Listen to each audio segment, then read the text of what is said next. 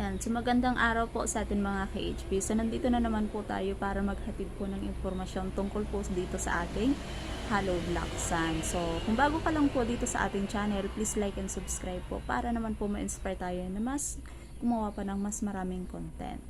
So, ngayong araw po pag-uusapan po natin kung paano ba natin pinopromote, lalong-lalo na po kung nagsisimula pa lang po tayo dito sa ating Hollow Black Sand. Ano ba yung mga strategy na ginawa natin para mas ma-promote pa natin yung ating mga products. So, kung may Facebook channel po kayo or Facebook account po kayo, ay mag-post po kayo ng mga product po na related dito sa inyong Hollow Black Sand. So say for example, nagma-my day po kayo, yan, nagla-live, and kung paano nyo po ginagawa yung inyong mga product. So, yun po, sa Facebook po. And then po, sa Facebook nyo, mayroon po dyan marketplace.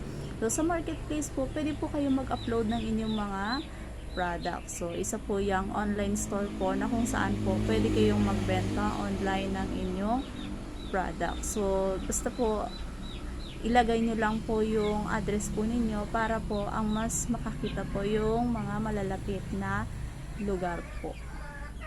So, sunod po ay gumawa po kayo ng pages. So, sa pages po, ilagay nyo po yung pangalan po ng product or ng business nyo po sa inyong pages. And then po, mag-join po kayo sa mga groups po na kung saan po related doon sa inyong product. So, then mag-start na po kayo mag-post and share nyo po doon sa mga groups po na ginoinan nyo. So, next po ay gumawa po kayo ng YouTube channel na kung saan po related din po doon sa inyong product, and pwede nyo din po gamitin yung business name po na inyong negosyo. So, and then po, mag-upload din po kayo ng mga product po doon.